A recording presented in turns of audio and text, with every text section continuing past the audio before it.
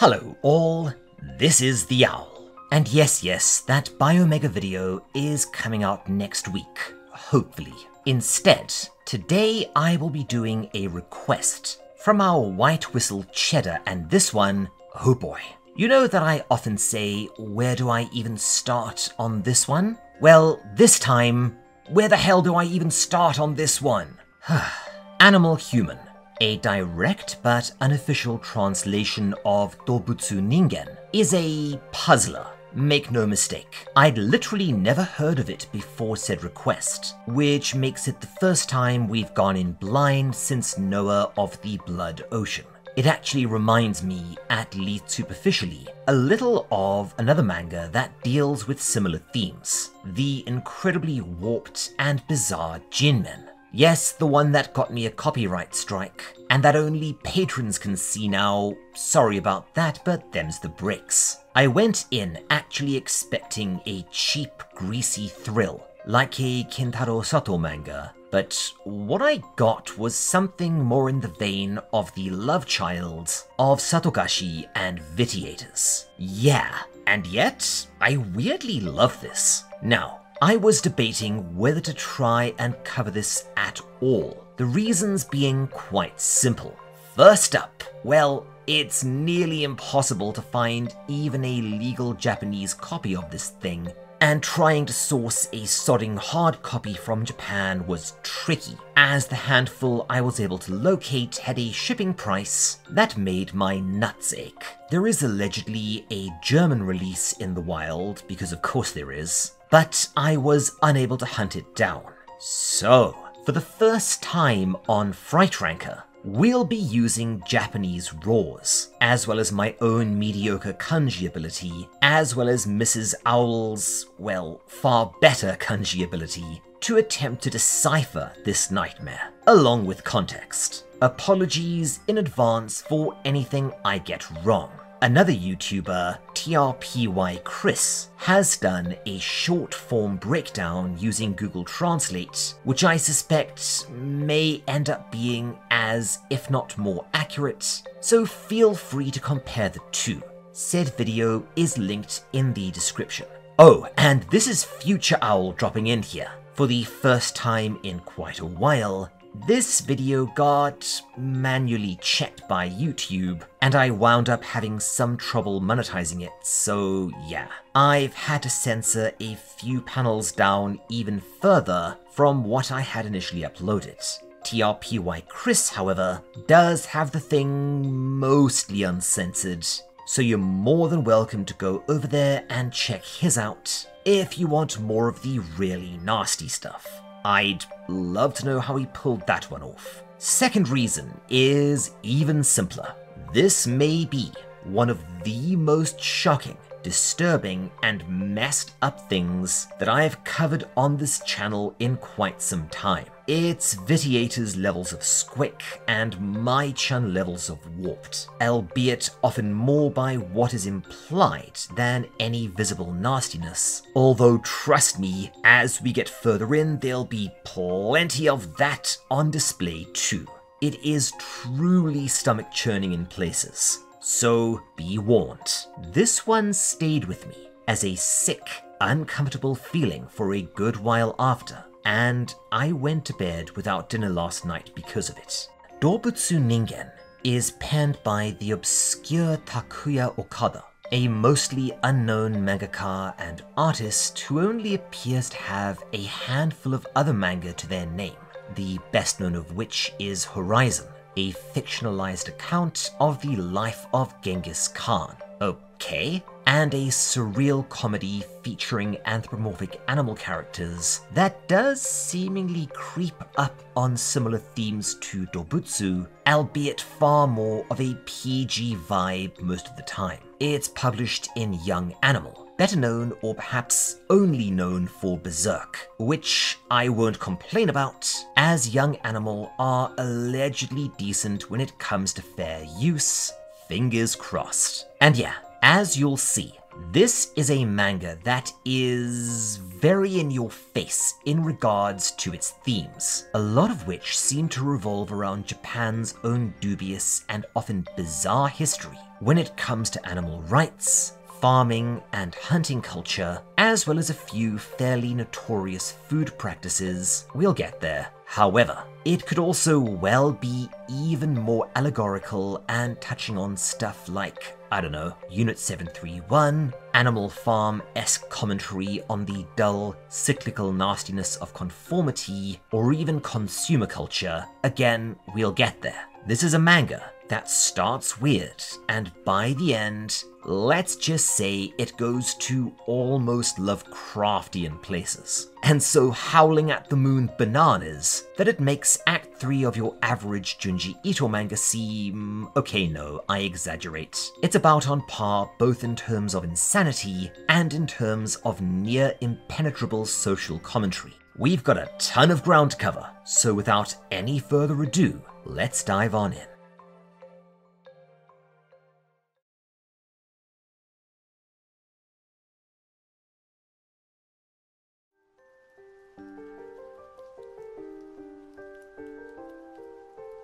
Our story opens on an overturned car in the middle of a dirt road, leading through a forest. The driver, a young man whose name I simply cannot spoil at this point, you'll see why later, begins to awaken, hearing the sounds of steps heading towards him, and he sighs with relief, only... yep, that's a bear in people clothes. Seriously, what is it with bears in people clothes in my manga at the moment? I guess this means that he's either crashed near the local furry camping event, or maybe hit a gas main on his way in. Said bear easily lifts the car, okay, so maybe a furry bodybuilder camping event, and presumably extracts said driver, who awakens in a bed in some sort of village deep within the forest. Strangely enough, this place reminds me of some of the very small towns my friends worked in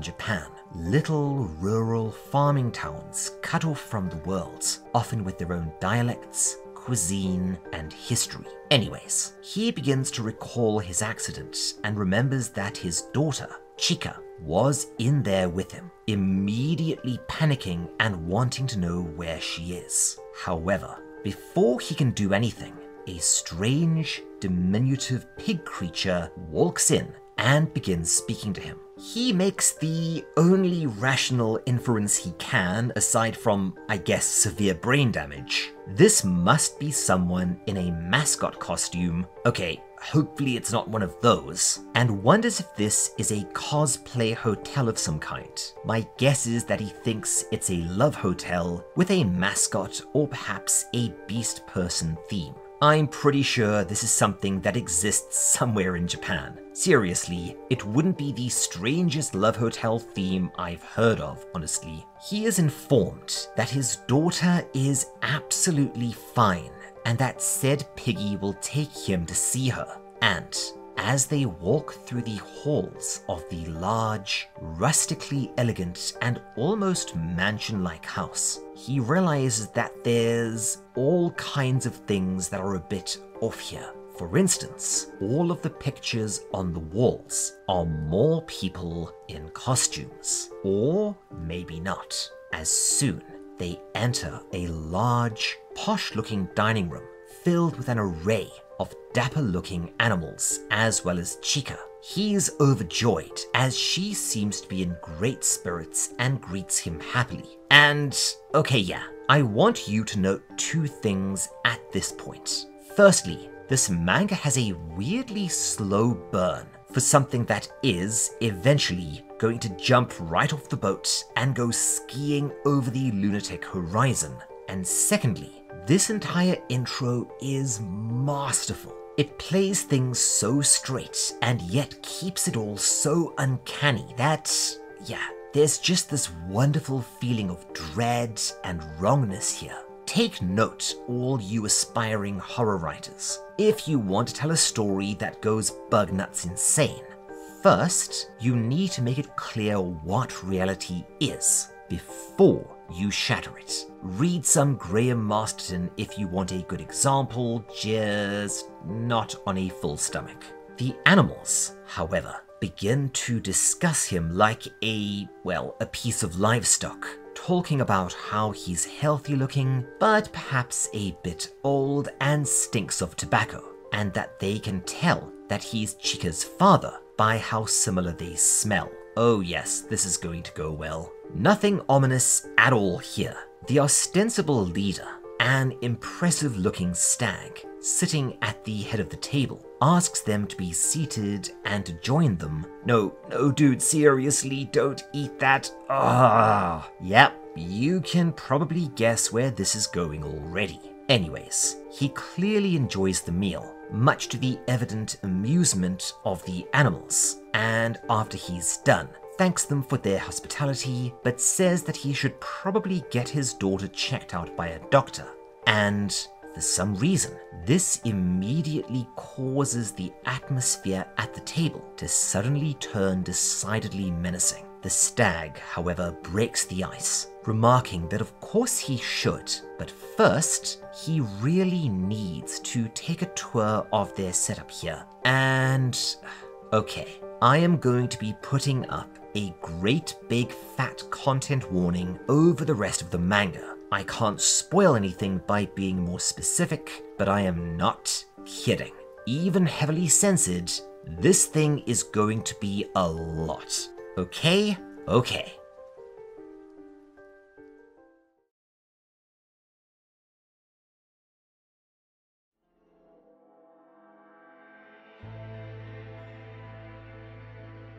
Unsure and feeling uneasy, the protagonist is surprised when Chika tells him that she actually does want to stay a little longer and have some more fun, which surprises her father, but he assents. The peg leads him to okay, and in the first panel I probably shouldn't show you. It's not gory or anything, it's just messed up. Stuff with kids, you know. About a dozen filthy, dehydrated, and miserable-looking children are cooped up in what is a very clear parody of a factory farm. And yes, it's going to be one of those manga, at least until it goes bananas in around Act 3.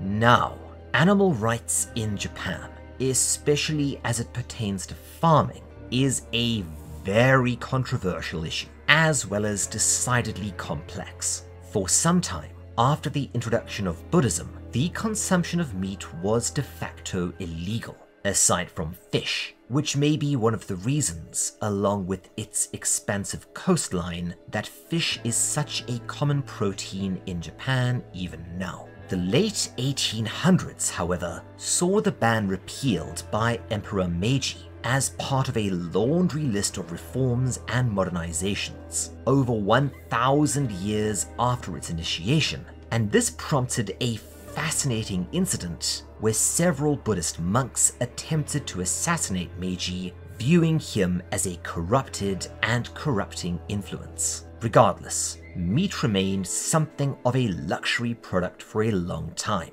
However, the 1950s saw a massive farming boom that resulted in the widespread consumption of meat and other animal products. Now, there has actually been a fairly decent looking anti-cruelty law on the books since the early 70s. This protects all domesticated animals from mistreatment, saving fish, but it has always in actuality been something of a paper tiger, rarely enforced or even widely known about. And this has resulted in factory farming being and remaining the norm, as well as a lot of animal testing, dubious practices, abusive pet breeding and export methods, and yeah, as fish or wild animals aren't covered, the less said the better. Animal rights activism, however, has always been rare in Japan, but there are people concerned with this stuff out there, albeit mostly in terms of pets, more so than livestock. However, the latter is actually becoming more common, especially since the issue was raised frequently during and around the 2020 Olympics. Anyway, the pig reveals himself as a complete and utter bastard, taking a sort of sick pleasure at the conditions of the young children, and tells the pair that this all makes sense. They'll be turned into meat, and they will be found a suitable stable when there is time. He then herds them along with a people prod, I guess, and forces them into a cell to await this sorting. And believe it or not, we are still in the sane parts of this manga, meaning Act 1.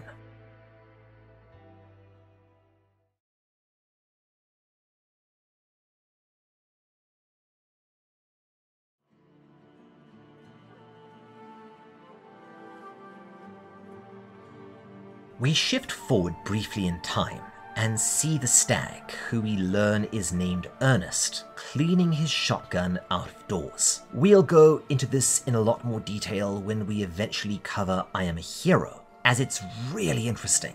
But gun ownership in Japan is complicated, far more so than people think. See, you can absolutely own a gun, so long as you are a citizen in good standing, meaning not a criminal, not a foreigner, and not unemployed. You need to do regular practice and have a reason for owning one, generally either some sort of target shooting as a hobby or hunting, although this is only loosely enforced after the fact. Handguns are right out, but you can own a shotgun or certain kinds of rifle, although the latter do tend to be grandfathered in World War II or even older relics, many of which are, admittedly, gorgeously maintained. It's not even as expensive as you might expect, partially due to the robust secondhand sale of firearms. Oh, and airsoft guns are bloody everywhere, but that's neither here nor there. Anyways, speaking of hunting, it turns out that the piggy left the cell containing Chika and her father unlocked, and they escape.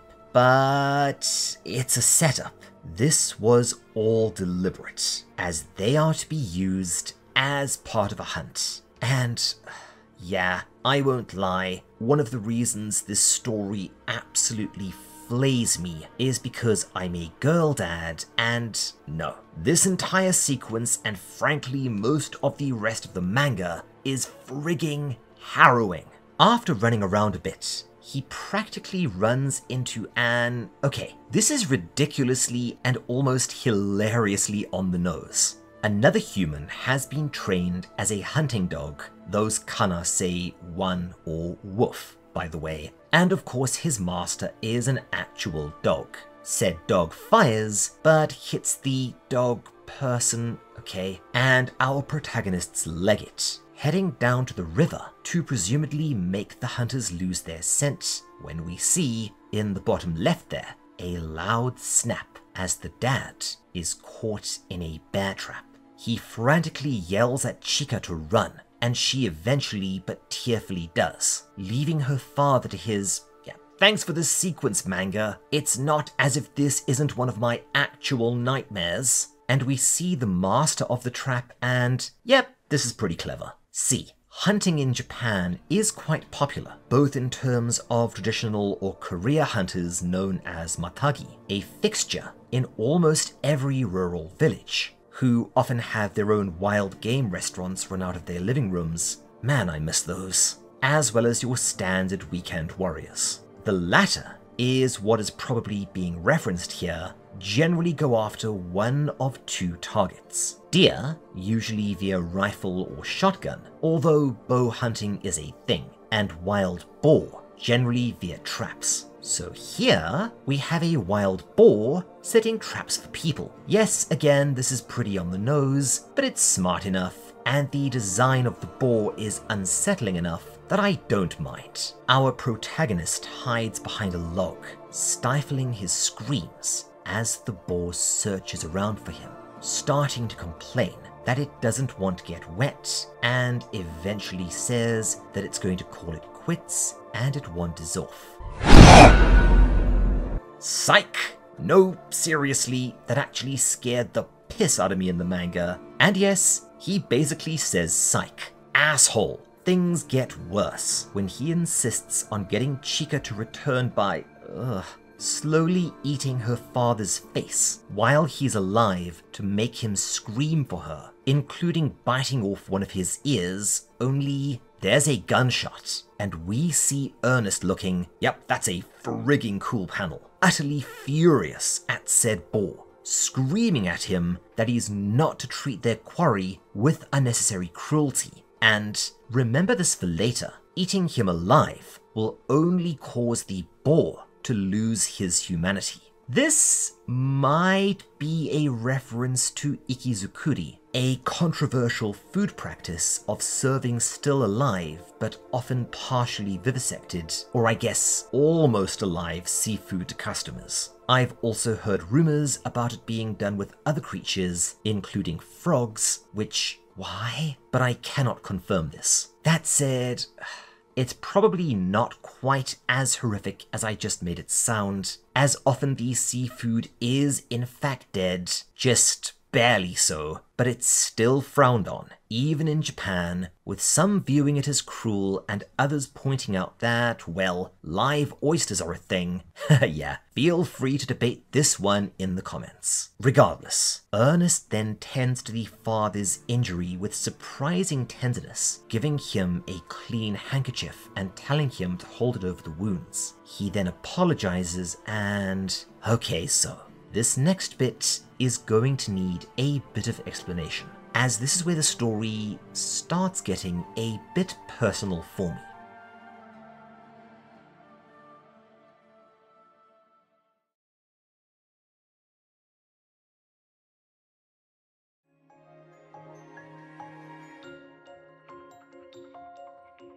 As mentioned, this is the part of the story where things get a bit personal for me, as well as quite challenging. See, I come from a farming and hunting family in South Africa. My father was actually a professional hunter for a lot of my childhood. And yes, for dedicated hunters, there is an uneasy dissonance between compassion and respect for your prey, while at the same time, remembering that it's prey. Something that, at the end of the day, you are going to hunt, shoot, and eat. You are taught, for instance, that certain shots are acceptable and that certain shots are not, as they will cause the animal to suffer. We're also taught that if you wound an animal, you are to follow it and ensure that you put it out of its misery, even if it takes days, and that all of the meat, as well as the hide, if possible, is to be used or given away for use. An example of how strict this can get is, when I was about 7, I shot a pigeon, using what we called a pellet gun and you'd probably call an air gun now. It was done out of sheer devilment and boredom, if I remember, but what I'll never forget is that my father made me pluck, cook, and partially eat the thing. Yes, this kind of stuff was taken very seriously, at least in our house, and in the hunting families we knew. And yet again, despite all the respect and compassion we had for the prey, at the end of the day, that animal was still dinner. Oh, and before you ask, no, I no longer hunt, simply because cleaning the carcasses as a kid essentially removed any taste I have ever had for venison. No, seriously, they reeked, especially the entrails, and the smell got into my bones, which, is why I don't hunt. Even the taste of mutton, to be honest, makes me want to woof my cookies. And this might have something to do with why some parts of this manga made me actually feel nauseous. Again, this is all quite challenging at an ethical/commentary level for me, and I like it when a story challenges me. Anyway.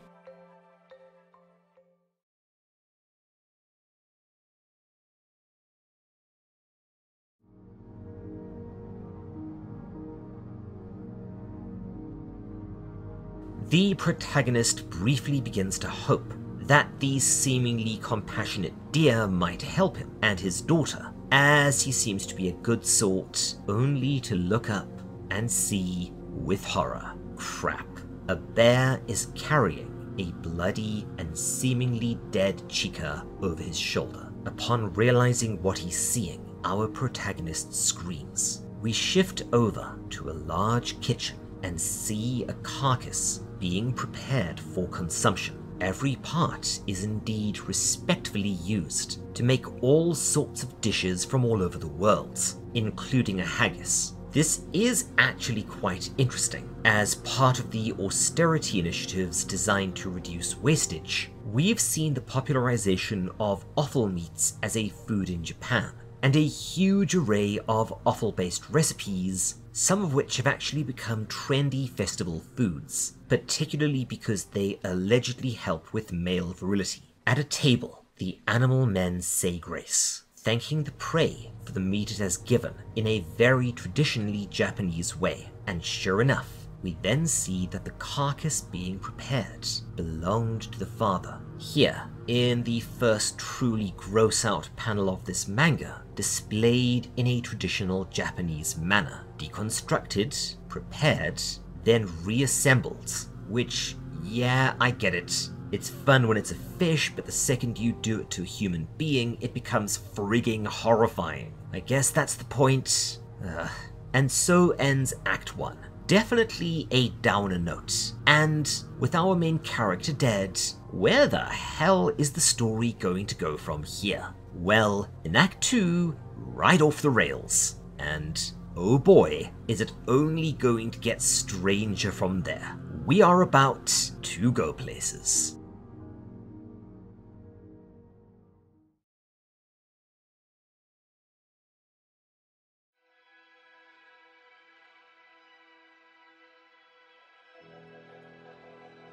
Act 2 doesn't look too nuts when it starts, but you'll see. We're introduced to two new characters, a young-looking bobcat named Nero, and a badger. They are pushing a heavy cart outside, which turns out to be full of children to be used in another hunt of some sort. Get it? The badger tut-tuts about this, saying that their nobility have extreme bad taste to engage in this sort of thing, but more in a sort of long-suffering, mildly amused way than actual outrage. They do release the kids, who go sprinting off as the hunt begins, and oh sweet Jiminy Christmas, I can't show you much of the forthcoming page at all. Suffice to say, while the panels are not insanely gory, it's still not stuff YouTube would be okay with.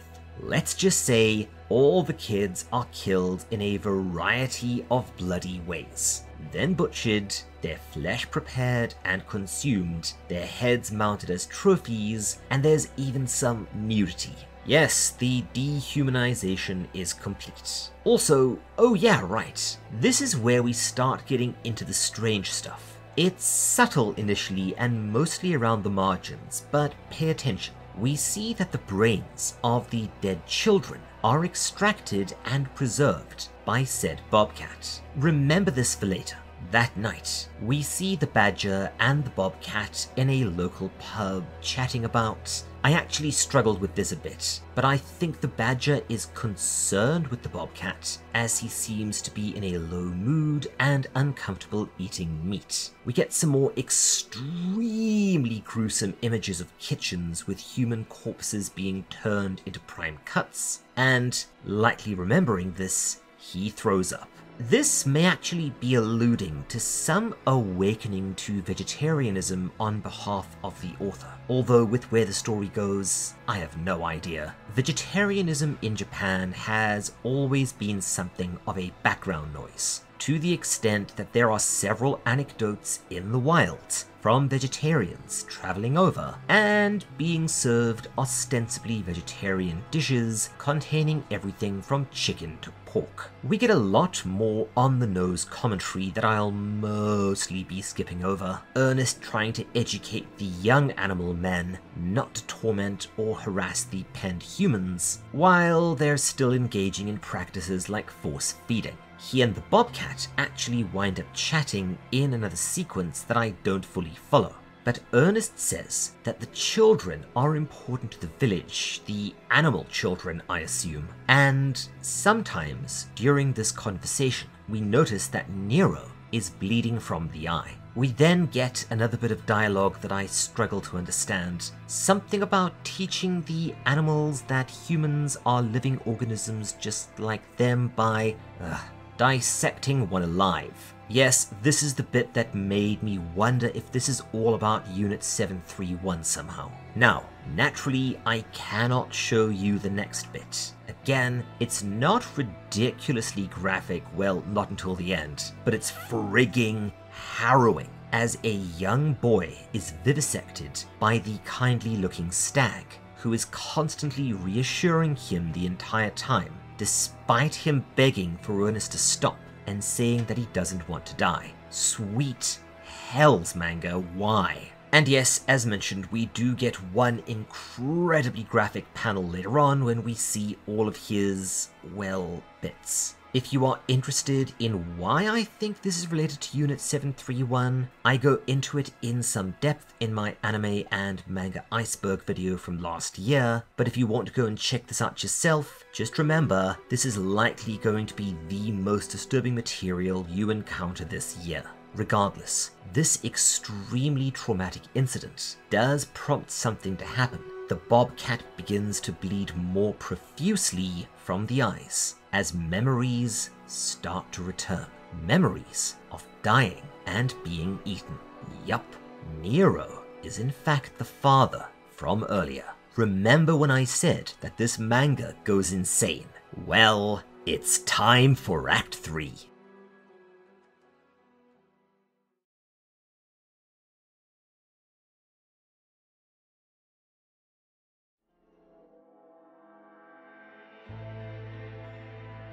Nero is on the verge of attacking Ernest, but stops as the young animals thank him and begin leaving, naturally taking along prime cuts of boy meat, this manga, while Ernest thanks him and leaves too.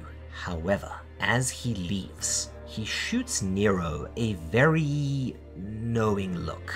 Yeah, the art in this thing isn't always mind-blowing, but it is very good in places. The atmosphere this panel captures is gobsmackingly well done. Nero tries talking to his badger friend about it, who is amused by the story and its implications, but wonders if he's maybe telling some sort of joke. However, Nero persists, saying that he is a human in an animal skin, which continues to mildly unnerve the badger, with him saying that humans are just meat, and is this supposed to be a nod towards Japanese furries? Oh, did you know that furry in Japanese is kemono? From my understanding, which translates into things with hair. Sorry, that just tickles me. Anyways, Nero leaves frustrated but suddenly has an epiphany. If he somehow wound up in an animal body after being eaten, couldn't Chica be around somewhere in a different skin?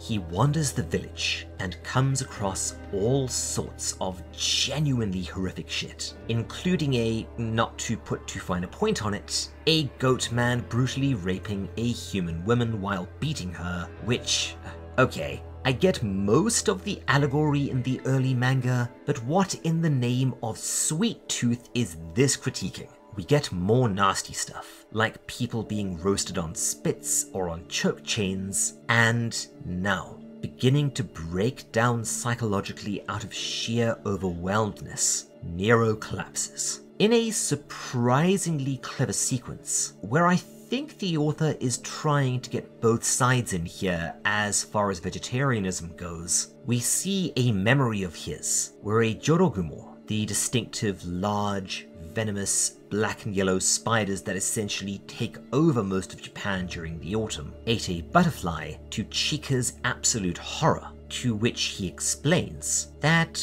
well, this is just how nature works. Higher organisms devour lower ones, circle of life and all that. And in the present, this allows him to come to some sort of decision. Nero returns to the goat and sees him. Yeah, this is all really gross. What are we doing here, manga? And I don't fully understand what the goat says, but Nero says that now he understands what he's supposed to do here, and at last, brace yourselves folks, here we go. Nero proceeds to leap at and bite out the jugular of the creature before, holy frigging crap, I wish I could show you this panel, it is quite something. Ripping its head open via its jaws vertically. Bloody hell! He then proceeds to cook and eat said goat. Nero then basically goes on a I need a good pun involving animals and revenge.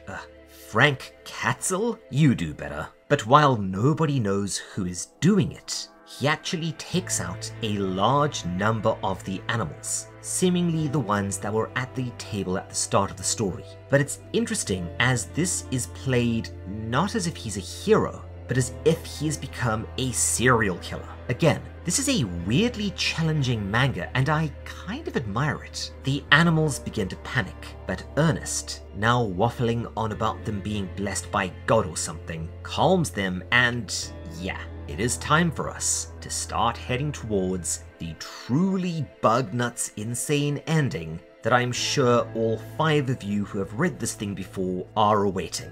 Let's do this.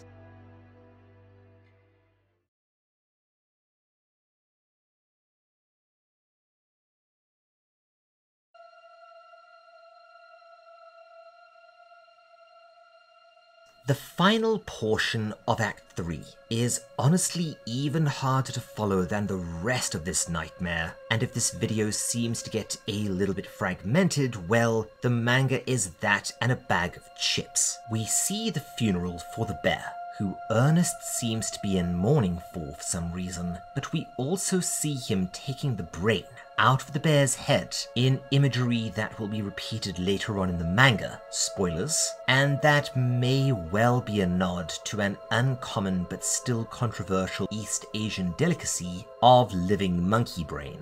Yes, like that bit in Indiana Jones 2. And we see that Ernest is, well, kind of a mad scientist, with an entire collection of brains at home. Yeah, remember the brains being taken out of the kids earlier? But seriously, why are the 2 manga I am currently working on both stories where people transplant brains into a bear? Is it just me, or is this a weird coincidence? Regardless, and now this is where I start losing the plot thread properly. Someone kicks the piggy from earlier's head in towards him, and Nero steps through the door, before not only blowing off half of Ernest's head with one barrel of a shotgun, but using the second barrel to fully destroy said head. He then prepares to blow his own brains out. I hope you reload it, mate, in order to go and join Chica, when Ernest walks in and what the hell is going on?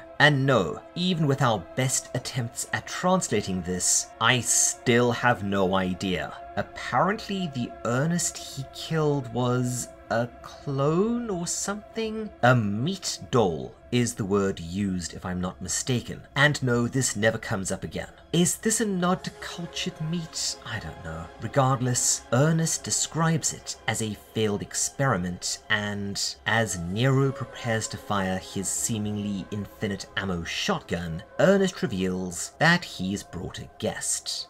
Well, shit. Initially, Nero is overjoyed to see that his daughter is alive, but when he tries talking to her, she doesn't respond, only meows. Those kana say nyan, by the way, the sound a cat makes in Japan. It turns out that Ernest has brainwashed her somehow into being a pet, and this gets pretty uncomfortable, but she's pretty much catatonic. We then get a lot of waffle between the 2 of them, culminating in a maddened Nero launching himself at Ernest, and while he does try to fight, he is impaled, and in a series of panels that I also cannot show you, Ernest straight up eats his brain while laughing madly.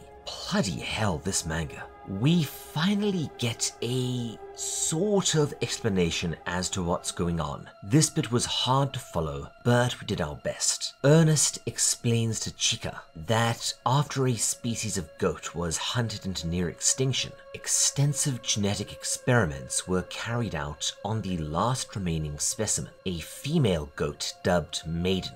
This is probably a nod to the phenomenon of maiden milkers, dairy goats or rarely cattle that produce milk spontaneously due to a weird hormone imbalance despite never having been pregnant, and these animals are quite highly prized. Despite this tampering with the natural order of things, nobody said a word. Oh, and the latter is actually kind of a refrain that is repeated throughout this entire sequence. The experiments were designed to allow Maiden to reproduce asexually, and they were successful, but they resulted in an awful side effect. Maiden developed a taste for her own young, particularly their brains. At some point, Maiden also attacked one of her keepers, partially eating him, including his brain, and somehow this meant that shortly after, she would give birth to a bizarre hybrid creature, the first of the animal men, I think. And I also think that it's implied that this was Ernest, but I have no idea.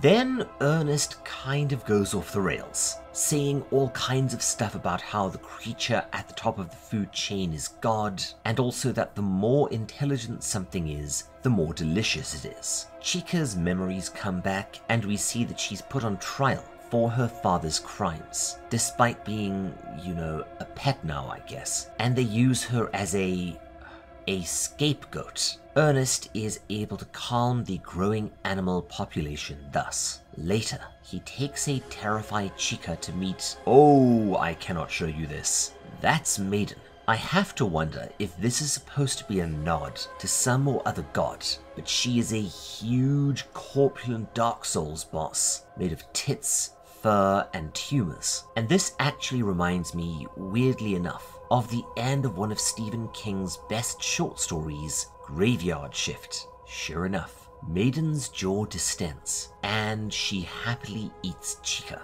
While we do not see it, we do hear it, and we get to see Ernest drooling while it happens. Gross. Sometime later, we see a newborn lamb that is, and I'm giving this my best guess, Chica reborn after being consumed by Maiden.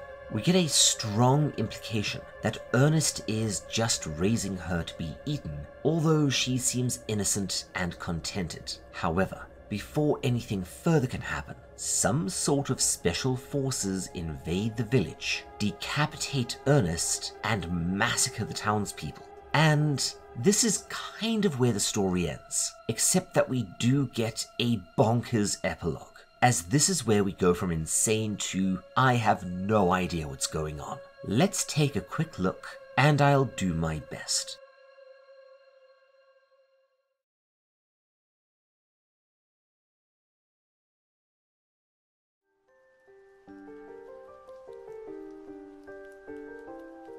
We shift our perspective elsewhere and see a boardroom of some sort in a large metropolitan city. It's filled with wealthy and smartly dressed individuals, consisting of both humans and animal humans.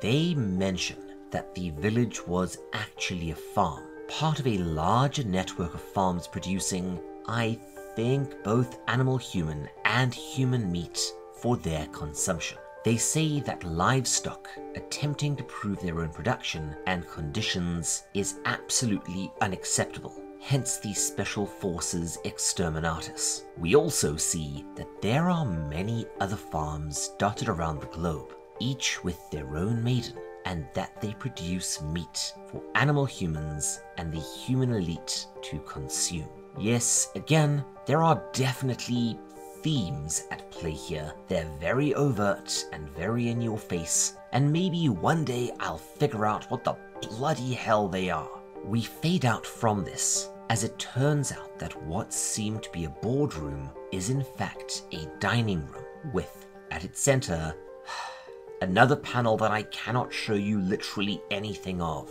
It's pretty much the most graphic panel in the entire manga. It's a banquet table laden with heads, some bifurcated or trifurcated, but many with their brains exposed in the manner of the bear earlier.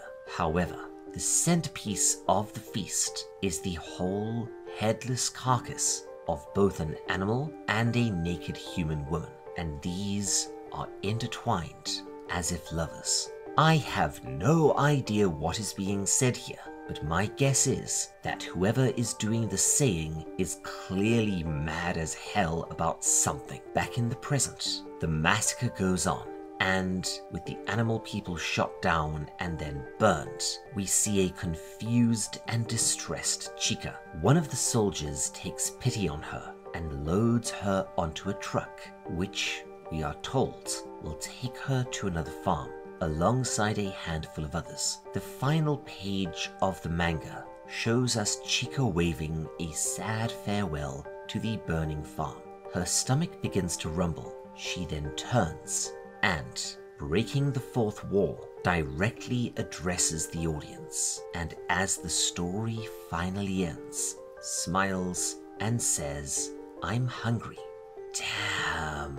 So, what does it all mean? I'll be honest here, folks, this one has me scratching my head. Aside from the various overt themes early on, which are very on the nose, it all wanders around so much that it makes me wonder if we're actually doing more subtle stuff here. Consumer culture? I don't know. Mrs. Owl, who was reluctantly reading this over my shoulder, "Don't worry, Baby Owl was in bed," suggested that it's extremely similar in many ways to the famous H.G. Wells novel The Island of Dr. Moreau, which in turn is often believed to be an expression of the debates of the time about animal experimentation, particularly vivisection, but it was actually an obtuse societal critique of the era, especially the trial of Oscar Wilde, which, yeah, okay, that's a whole other thing, and probably not relevant to the story. She also said that it reminded her a bit of Get Out,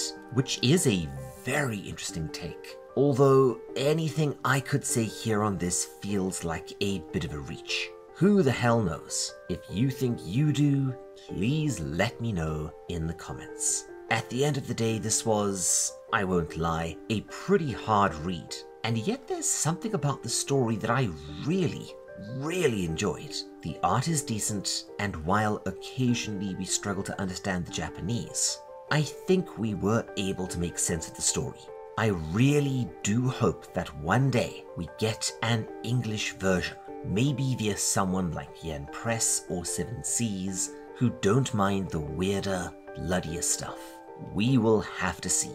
Anyways, before we finish, I just want to say a huge thanks, as always, to my amazing patrons, without whom there is no way Mrs. Owl and I could keep on doing this. Cheddar, Crazy, Question Man 6, Hunting for R2D2, Inukie Koji, Cal Core, Opinion Custard, Philip Campbell, Piece of Yeast, Ranger Danger, Rose Montgomery, Wargle, The Empress, Camodian, Cheshire Quill, Endymion, Erin Arnold, Fluffy Burb, Jake Ramsey, Lance Goebel, Rafferty, Simone, and Squid. I also want to say an extra special thanks to our two Owlbard patrons, Jathis and Polite Crow. That is so generous. I am genuinely floored. If you also want to help support this channel and get your name in the credits, plus all sorts of cool patron extras like early videos, unique videos, Discord perks, a thing coming in Halloween, that should put a smile on your dials. Why not head on over to our Patreon? Otherwise, if you do want something a bit different, why not go and request an art commission from the amazingly talented Mrs. Owl? She did the avatars that I use on this channel, and a ton of other assets, and I can promise you, you will not find this quality at this price elsewhere. All details, as always, are in the description. Otherwise, take care, my friends. and I will see you next time. This is the Owl, signing off.